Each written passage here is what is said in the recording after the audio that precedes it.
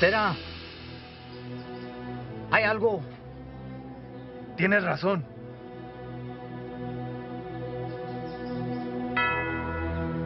Tráeme el padre.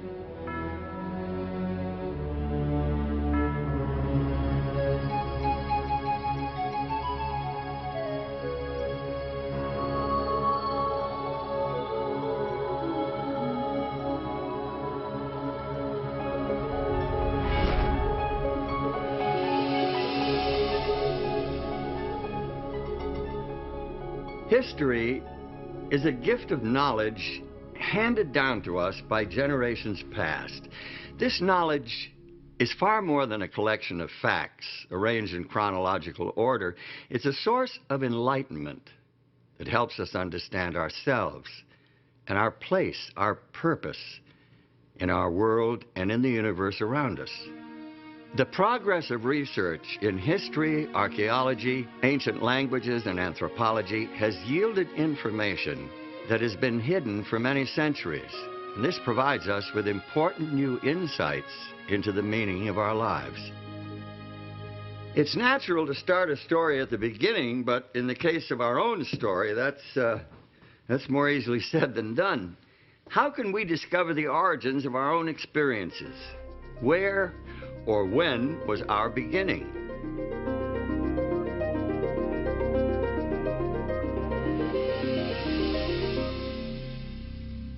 The ancient Babylonians left us one of the oldest myths about human origins. It's an epic creation poem that was written sometime during the 2nd millennium BC. It's called the Enuma Elish, which translated means when on high. When on high the heaven had not been named, firm ground below had not been called by name, not but primordial Apsu their begetter, and Mumu Tiamat, she who bore them all, their waters commingling as a single body. According to the experts, the ancient Babylonians believed that Apsu represents sweet water and Tiamat salt water. At the beginning of creation, the two had not yet been separated. Mingled together as they were, they possessed within them the seeds of life. They brought forth generations of gods who in the course of time created man. The Navajo and Pueblo Indians of North America share a traditional view of several separate creations. The Aztecs of Old Mexico had a similar belief. The god Quetzalcoatl invented people, molding them from ash. A great flood came and all the people became fish. The Creator tried again, but there was a complete eclipse of the sun, and in the darkness all the people were killed and eaten by jaguars. A rain of volcanic fire and ash destroyed the third creation. The fourth attempt was foiled when the world was ravaged by a violent hurricane and people turned into apes. The earth as we know it is the result of the fifth creation and is doomed to ultimate destruction by earthquake and famine. Not a very reassuring picture, is it? And yet this worldview was very real to the Aztecs. This is all depicted in the famous sunstone, perhaps the single most important artifact from the Aztec civilization. Created in the 15th century, it weighs in at over 25 tons. Very substantial evidence of their view of beginnings. It's all there, carved in stone. But does it accurately portray our beginnings? Best-selling Swiss writer Erich von Däniken has 16 books to his credit. Nothing else he has written has had the phenomenal impact of his 1968 book, Chariots of the Gods, in which he proposed a novel view of human development here on Earth. Dim as yet undefinable ages ago, an unknown spaceship discovered our planet. The crew of the spaceship soon found out that the Earth had all the prerequisites for intelligent life to develop. Obviously, the man of those times was no Homo sapiens, but something rather different. The spacemen artificially fertilized some female members of this species, put them into a deep sleep, so the ancients say, and departed. Thousands of years later, the space travelers returned. They repeated their breeding experiments several times, until finally they produced a creature intelligent enough to have the rules of society imparted to it. The Bible and the Quran are the basis for the traditional Judeo-Christian and Islamic teachings about our beginnings. Both point to a creator from outside the bounds of space and time. They picture an all-powerful being who is above and beyond the natural laws that govern our physical universe.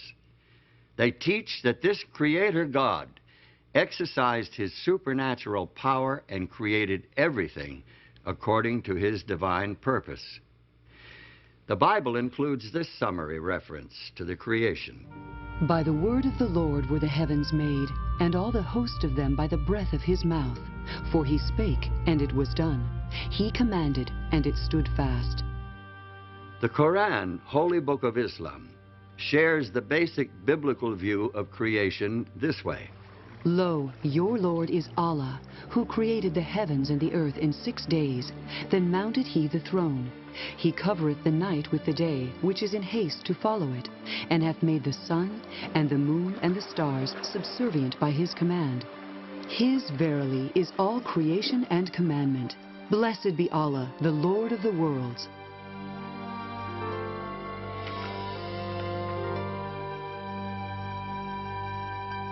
By the early 1800s, some scientists were proposing new theories regarding the origin of life on Earth, theories that conflicted with traditional creationism. In December of 1831, the HMS Beagle set sail from England on a 5-year round-the-world voyage. Aboard this survey ship as an unpaid naturalist was 22-year-old Charles Darwin. Darwin's observations and conclusions would revolutionize the conventional view of origins. Their idea was that God had created specifically for each environment the animals and plants that fit into it. Well, if that was true, then one oceanic island ought to resemble another oceanic island. And what Darwin found was that the oceanic islands didn't look anything alike. The species that were on the oceanic islands were similar to the nearest continent, not to other oceanic islands. Darwin's most significant discoveries took place in the Galapagos Islands, more than 1,000 kilometers, about 600 miles off the west coast of Ecuador. Darwin discovered animal species that were unique to that archipelago. He also noted distinct variations between similar animals on different islands. He came back one day having picked up a tortoiseshell from the island that he had been visiting, and the fellow who lived there and was staying at the main population center said, "Oh, you've been to," and named the island he'd been to, and he was floored. He said, "How do you know where I've been?" And he says, "Because that tortoise came from the island." And he says, "How do you know that?" And he said, "Because each island has a specially shaped tortoise, and I can recognize them." And that just blew his socks off. Darwin's observations ultimately led to the development of his theory of natural selection and the publication in 1859 of his book on the origin of species. The first edition was sold out the first day, and 5 subsequent editions with revisions were to follow. Often referred to as the book that shook the world, it helped pioneer modern scientific thought about our origins. Today, science is defined at the beginning as a materialistic process. And that's a tribute to Darwinism. I mean, that's what he brought to us, was that we had escaped essentially from God. Using Darwin's theories of evolution as a starting point, scientists and philosophers have developed their own answers to questions about beginnings. Today, there are many variations on Darwin's theme. Among evolutionary scientists, the Big Bang theory has been widely accepted as a beginning point for the story of our universe as we know it. This theory suggests that all the matter that now exists in the universe is derived from a tightly compressed, incredibly hot mass of subatomic particles that exploded something like 10 or 15 billion years ago. That tremendous blast of creative energy set the universe in motion and eventually gave birth to galaxies and stars and planets, and ultimately to every form of life and matter within the universe. The way scientists today talk about this, the Big Bang really is the whole universe, and that it is really space itself which is expanding and creating new space in the course of time. If we think of ourselves in a way as kind of being able to look at the universe from some extra dimension, it perhaps would appear as the tremendous explosion starting out from a single point. The theory of evolution teaches that life on Earth has evolved over vast periods of time, with simple single-celled forms developing into complex organisms purely by blind chance, through a process of trial and error. It was this process that Charles Darwin called natural selection. And he said, essentially, that there were 4 steps. He said, first of all, variation exists. No 2 individuals in a population are ever exactly alike. Secondly, that every population overproduces. More young come into existence in 1 year than can possibly live until the next year. So that leads to the struggle for existence, the competition, and then survival of the ones that are the fittest. The fittest are simply those that have variations that give them an advantage. And the last thing was that the variations are inherited, so that the ones that live reproduce, and their offspring are more likely to have these fit variations. Are we the unplanned and accidental result of evolution through natural selection? Or are we the handiwork of a supreme being, the Allah of the Quran and the God of the Bible? Do we owe our existence to the Aztec or Babylonian gods, or to some alien creatures from outer space? What is the truth about our origin?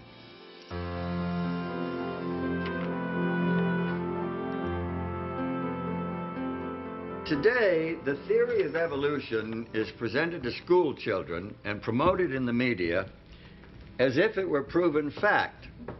The truth of the matter is, however, the theory of evolution is just that, a theory. Its scientific foundations are actually kind of shaky. Molecular biologist and author Michael Denton gives us this insight into Charles Darwin and his theory. The popular conception of a triumphant Darwin increasingly confident after 1859 in his views of evolution is a travesty. On the contrary, by the time the last edition of The Origin was published in 1872, he had become plagued with self-doubt and frustrated by his inability to meet the many objections which had been leveled at his theory. Darwin's theory of natural selection could not be thoroughly tested in his day due to the limitations of the scientific equipment available at that time. Today's scientists are able to study the complicated systems within even the simplest single-cell organisms. Many people think of single cells as being less complex than multicellular organisms. Darwin thought so, and he thought that the first organism was a cell. Darwin can be excused for thinking so because the equipment to look inside the cell and see what was going on just didn't exist then. Now that we have it, we look inside the cell and we find enormous complexity. Amoebas move like we move. They don't have muscles, they have microfilaments. We digest our food. We do respiration. But so does the amoeba. They're much smaller than we are. They don't have but one cell, but they do all of the things we do, and they're just as complex. The complexity of even the simplest life forms is one of the reasons why many scientists are becoming increasingly dissatisfied with the evolutionary explanation, with its reliance upon pure, unguided chance. There's good reason for scientists to question the power of chance. Take a look at this simple demonstration. You see what I mean. Now, here are 3 blocks, numbered 1, 2, 3. There are 6 possible combinations of these 3 numbers. Now, I'll put the blocks into this box. and shake it up.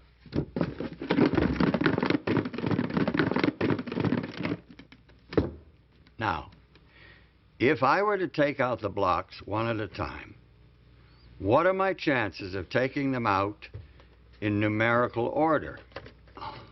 Well, I can expect to draw out the numbers 1, 2, and 3 in that order on an average of once in every 6 attempts.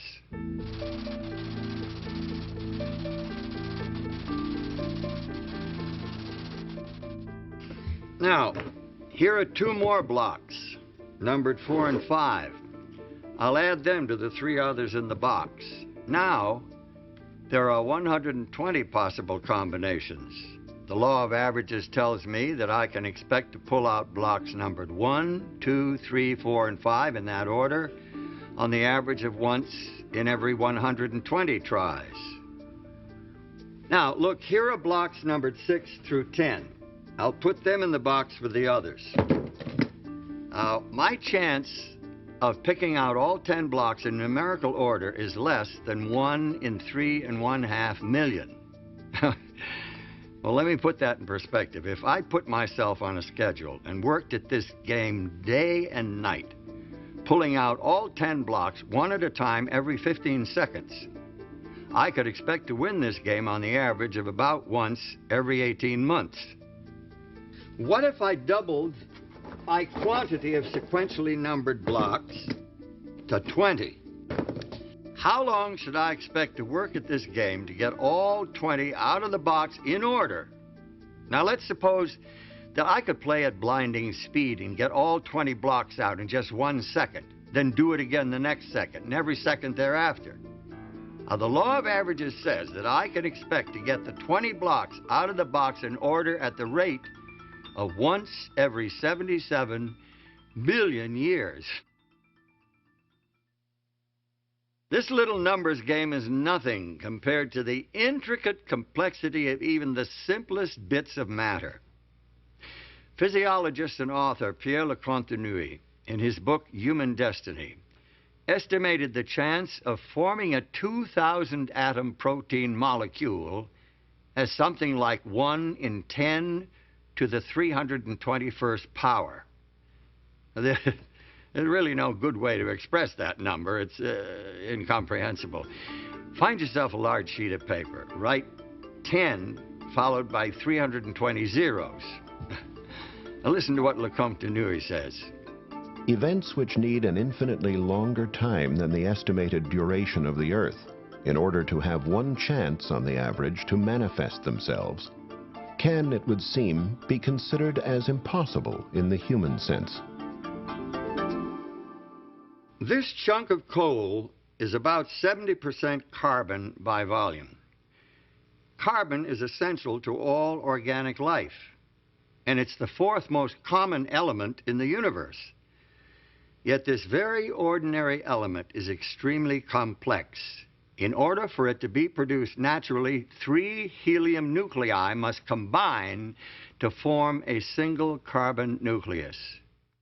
But we have found that the conditions needed for that to happen are really very precise. In other words, that if the balance of forces in the atomic nucleus were very slightly different, that reaction would not be able to take place in order to form enough carbon to be of any significance. Men who discovered this, the way in which this reaction takes place to form carbon, and who found the conditions that were necessary for it to take place, was Fred Hoyle, who is one of the great astrophysicists and cosmologists of this century.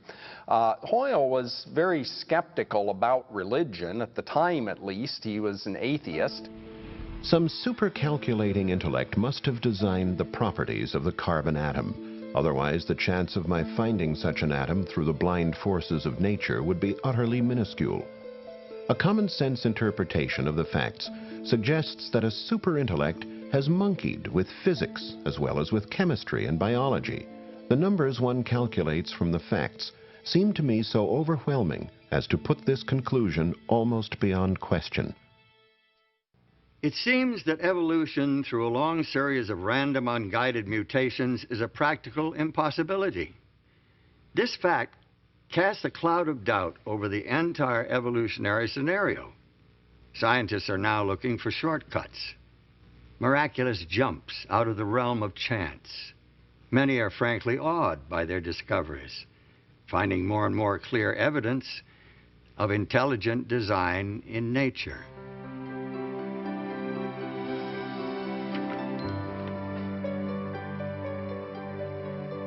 Intelligent design, of course, requires a designer. And the clearest portrayal of a designer and his work is found here in the Bible. The creation account itself records a systematic progression of creative acts culminating in the creation of man.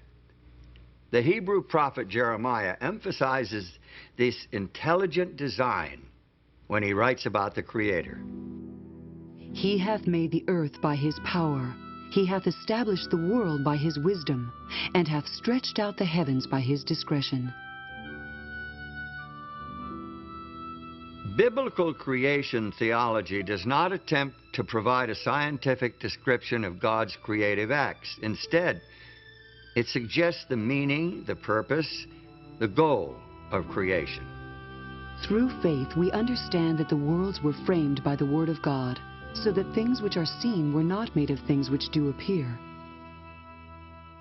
I think the most important thing about this verse, as far as our understanding of creation is concerned, is that seeing the universe as creation is a matter of faith rather than of scientific knowledge.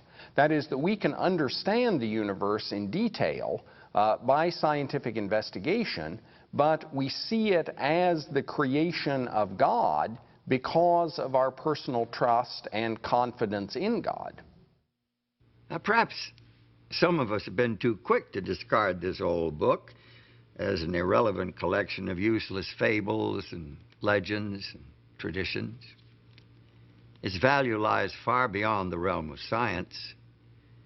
It deals with concepts that cannot be analyzed in a laboratory. It addresses many questions that science cannot answer. That is, science can talk about how the universe behaves, how things take place within the universe. It cannot explain why something exists rather than nothing. That is, it cannot really explain the fundamental question of existence. Could it be that the neglected pages of Scripture actually offer accurate insights into our origins? If so, we're not here by accident. We must see ourselves as a part of a Creator's design. There must be a plan, some real purpose for our existence. And God said, Let us make man in our image, after our likeness, and let them have dominion over the fish of the sea, and over the fowl of the air, and over the cattle, and over all the earth, and over every creeping thing that creepeth upon the earth. The creation story depicts God as having great ambitions, high hopes for the human race. People were created in the image of their Maker. In their original innocence, they had direct communication with God, an intimate, personal, face-to-face relationship with their Creator.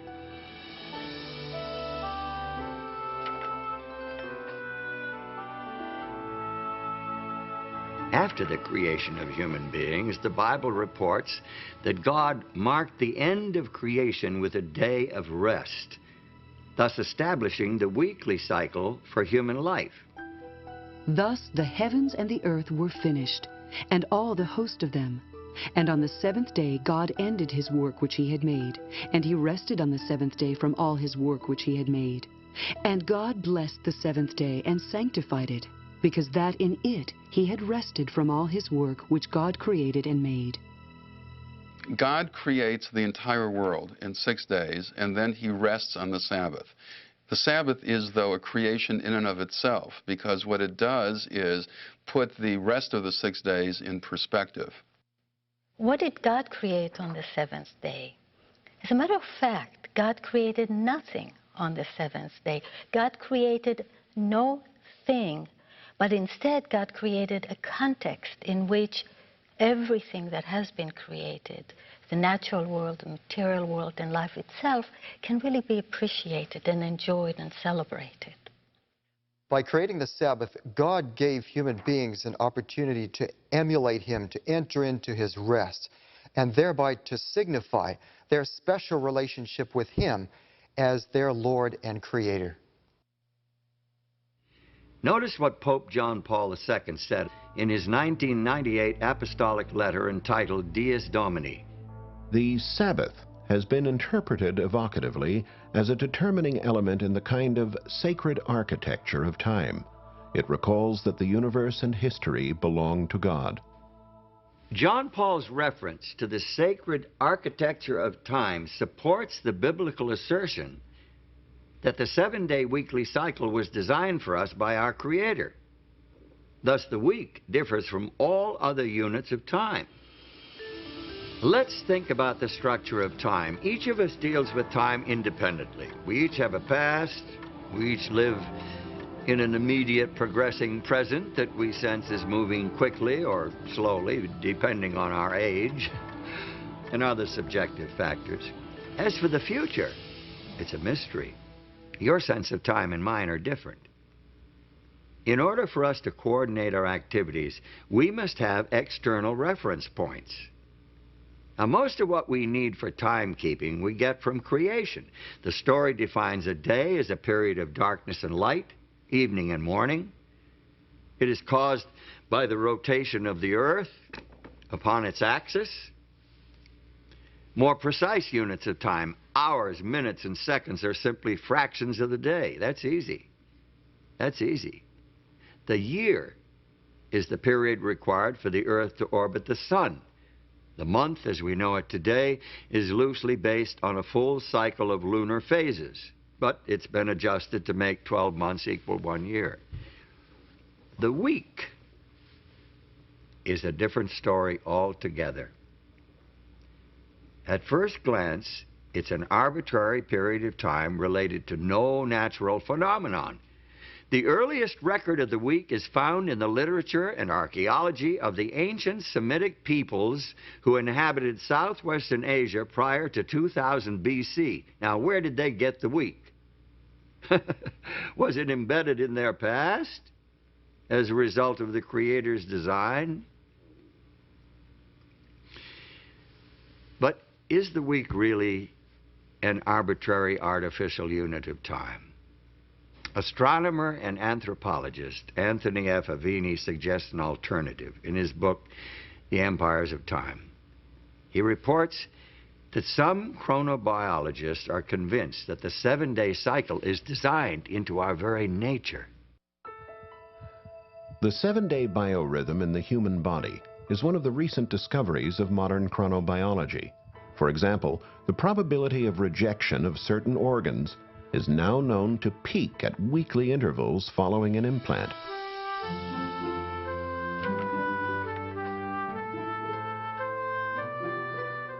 The widespread acceptance of the 7-day week over thousands of years of history is additional evidence supporting the divine origin of the weekly cycle.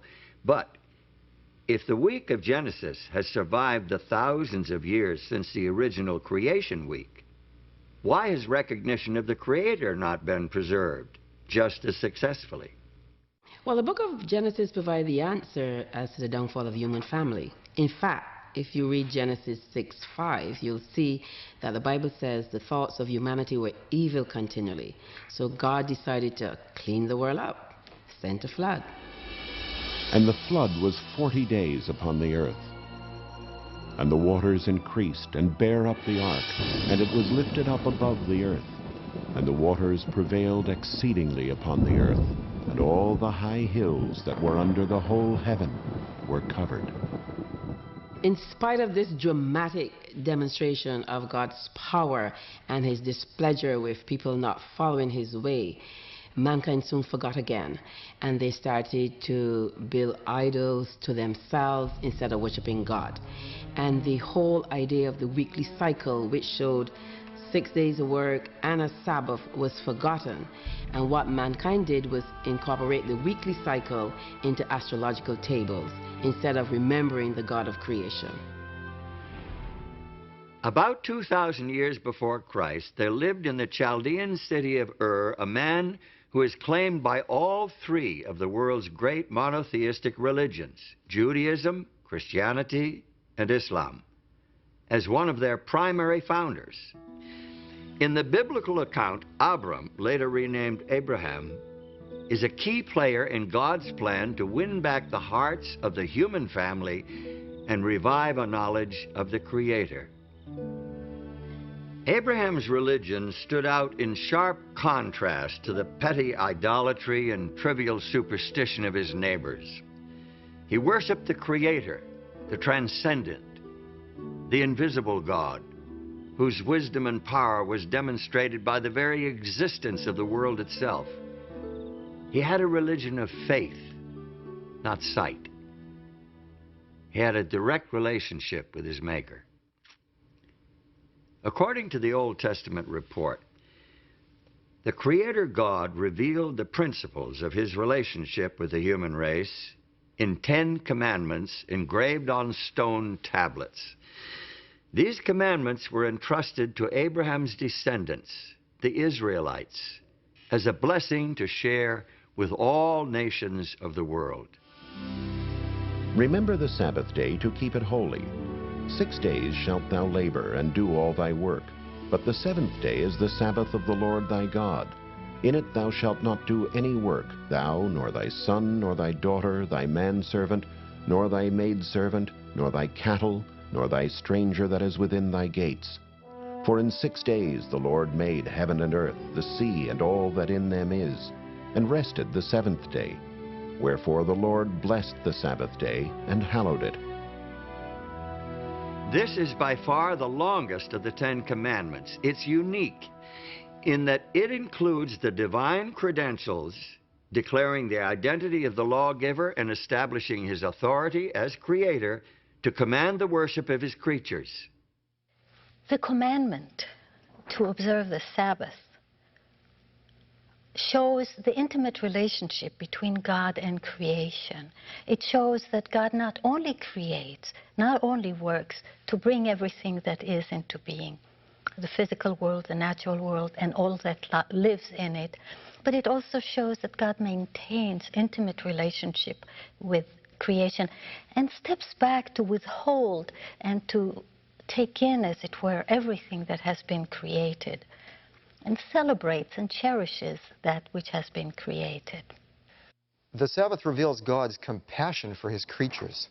In Exodus 23, verse 12, there's a law regarding the Sabbath, and it says, 6 days you shall do your work, but on the 7th day you shall rest, that your ox and your ass may have rest, and the son of your bondmaid and the alien may be refreshed. So the Sabbath is a gift for God's creatures, not only human beings here, but it's also the ox and the ass, so that they can have rest from their labor that they do during the rest of the week. In the 5th book of the Bible, Deuteronomy, we find the 10 Commandments repeated. This time, the meaning of the Sabbath is enriched by linkage to the deliverance of the nation of Israel from slavery in Egypt. Keep the Sabbath day to sanctify it, as the Lord thy God hath commanded thee. And remember that thou wast a servant in the land of Egypt, and that the Lord thy God brought thee out thence through a mighty hand and by a stretched out arm. Therefore the Lord thy God commanded thee to keep the Sabbath day. We participate in God's redemption, just as the nation of Israel participated in God's redemption, because God has liberated us from something. Now, he liberated the ancient Israelites from Egypt, from Pharaoh, this oppressor. What God does is to liberate us as individuals from the oppressive power of Satan and from the sin that destroys us. Individuals today are in great need of finding a sanctuary in time, which is what the Sabbath is. We are overburdened and driven by the material world and by our own creativity of material things. And the Sabbath becomes the liberation from things, becomes the liberation from slavery to objects, to technology, to economics, to all the things that make us work frantically towards producing more and more.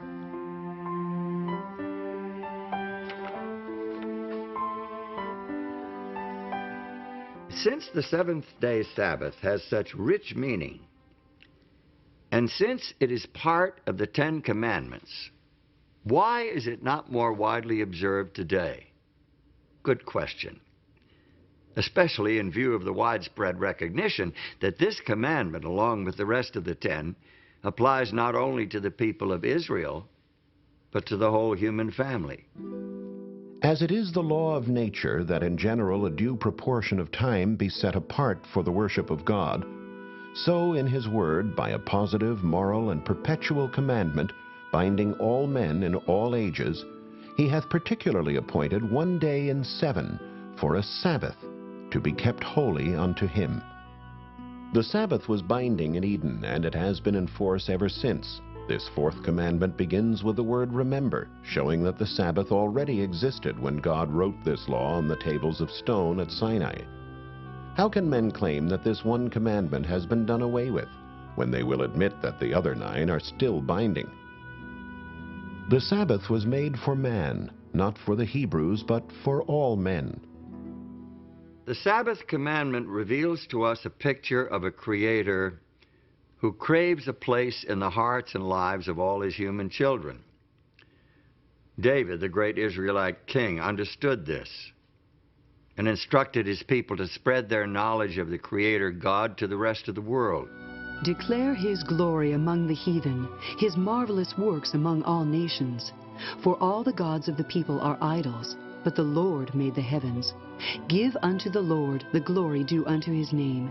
And let men say among the nations, the Lord reigneth. The Bible makes it clear that the Creator's desire was to attract the whole human family to true religion, true worship, so that all could share in the good things he intended to do for Israel. Also the sons of the stranger that join themselves to the Lord, to serve him, and to love the name of the Lord, to be his servants. Every one that keepeth the Sabbath from polluting it, and taketh hold of my covenant, even them will I bring to my holy mountain, and make them joyful in my house of prayer. Their burnt offerings and their sacrifices shall be accepted upon mine altar, for mine house shall be called an house of prayer for all people. It's not hard to imagine the power of the Sabbath to restore and cement the relationship between the Creator God and his human children. Their devotion to the Sabbath day, their worship and praise and appreciation for his creative power, would bind them to their God with ties of love and gratitude. If they continued their heartfelt observance of the Sabbath, they could never forget him. Moreover, also I gave them my Sabbaths, to be a sign between me and them, that they might know that I am the Lord that sanctify them.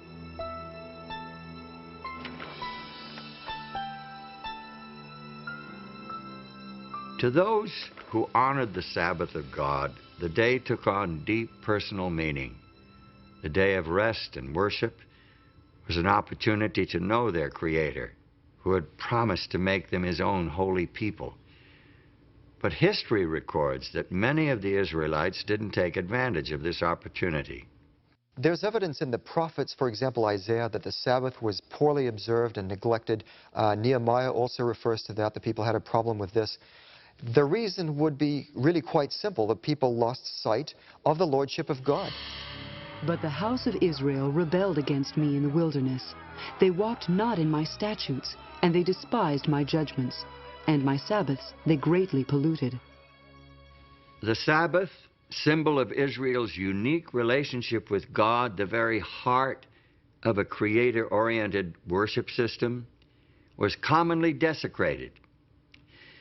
Finally, the prophet Jeremiah announced the result of Israel's apostasy. Just imagine the prophet Jeremiah walking up and down the streets of Old Jerusalem. It wasn't a happy message that he bore. He warned the people that their city was to be destroyed, their temple destroyed, and that they would be carried away to Babylon to serve the king of Babylon. 70 years. Nobody listened. From about the year 605 BC, the armies of Nebuchadnezzar, king of the Neo-Babylonian Empire, repeatedly invaded the Israelite homeland. His army eventually destroyed the capital city of Jerusalem and carried most of the inhabitants into exile. Some of the captives were taken to Babylon, while others were dispersed throughout the empire.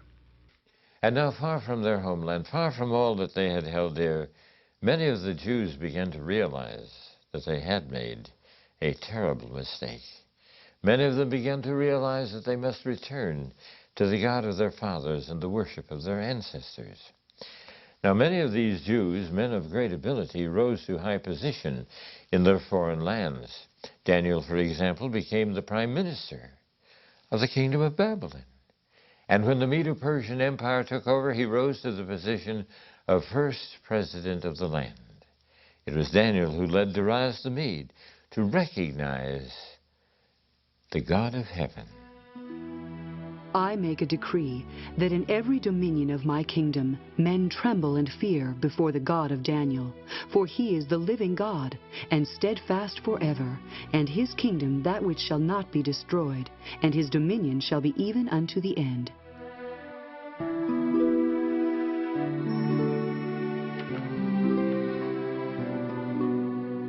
There is evidence to suggest that the religion of the exiled nation became so well known that it influenced the philosophical and religious movements of the following century.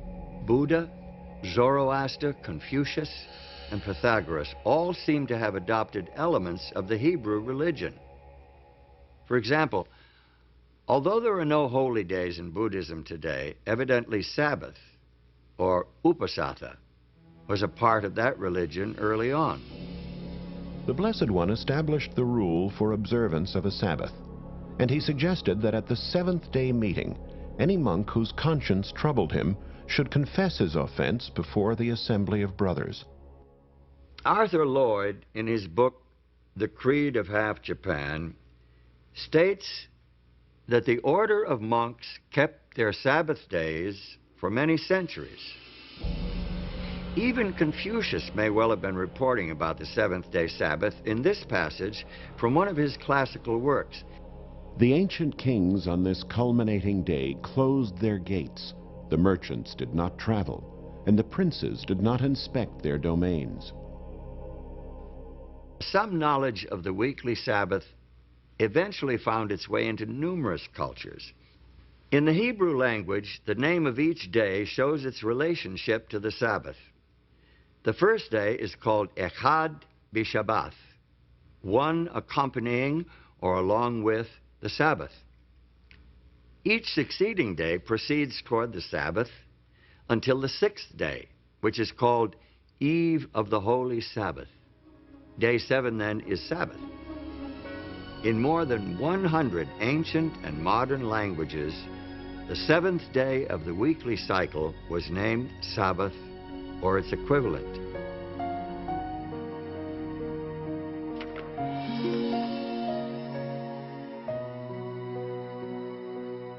So, it seems that in their exile, at least some of the Jews succeeded where their nation had failed during times of peace and prosperity.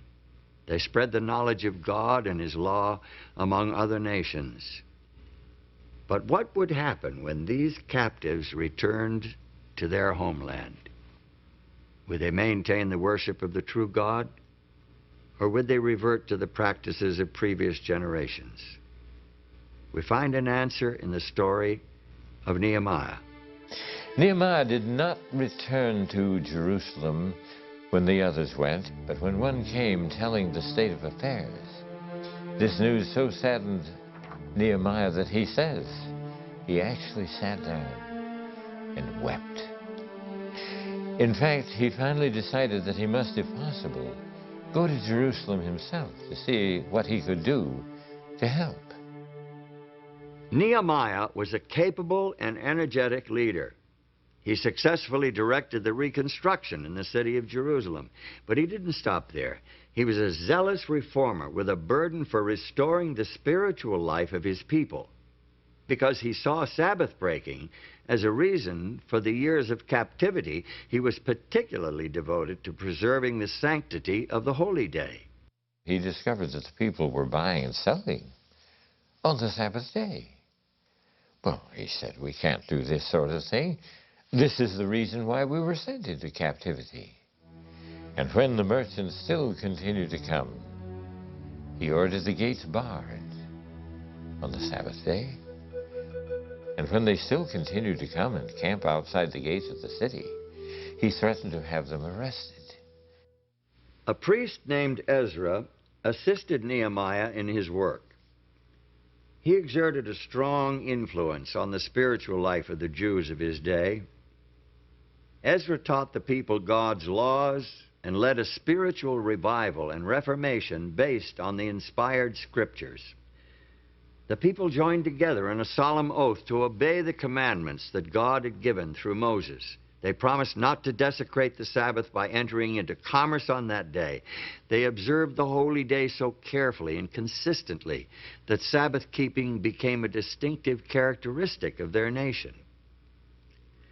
During the period between the end of the Bible's Old Testament record and the beginning of the story of Jesus Christ in the New Testament, there was almost continual upheaval in the Middle East. The armies of Alexander the Great overran the Persian Empire. Within a short time, Alexander himself died, and his empire broke up into rival factions.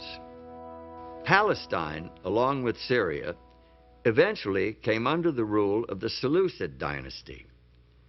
King Antiochus IV is notable especially because of his opposition to the religion of the Jews. His troops took over the temple in Jerusalem and set up a system of pagan worship in its courts. Josephus, the famous chronicler of Jewish history, tells us that Antiochus tried to stamp out all visible evidence of the Jews' spiritual identity. So he sent emissaries to Jerusalem, declaring, they must tear down the altar of Jehovah. They must give up the worship of the Sabbath. So they gathered themselves together, fled to the wilderness, and there they found a cave that could accommodate their numbers, about 1,000. Now when it was told the king's servants that certain men who had broken the king's commandment were gone down into the secret places in the wilderness, they pursued after them a great number, and having overtaken them, they camped against them, and made war against them on the Sabbath day. And they said unto them, Come forth, and ye shall live. But they said, We will not come forth, neither will we do the king's commandment to profane the Sabbath day. And they burnt them as they were in the caves, because they were not willing to break in upon the honor they owed the Sabbath, even in such distresses. There were about 1,000, with their wives and children, who were smothered and died in these caves. The martyrdom of those Jewish patriots in the days of Antiochus IV is a great testimony to the power of their beliefs. Their God and his Sabbath meant more to them than life itself. Their sacrifice was a victory of faith. The Old Testament, supported by the evidence of history, language, and culture, establishes the Sabbath as a sacred memorial to the creative and redemptive work of God. It declares the Sabbath to be a sign of the intimate relationship between the Creator and those who worship him, a day of rest and worship that can bind the hearts of human beings to the heart of their Creator. When early Christians inherited the Sabbath, the teachings of Jesus Christ and his disciples served to emphasize and enrich its meaning, magnifying its importance. Today, for many Jews and Christians alike, it is still a central point of spiritual life and worship. To this day, it remains a defining element in the sacred architecture of time.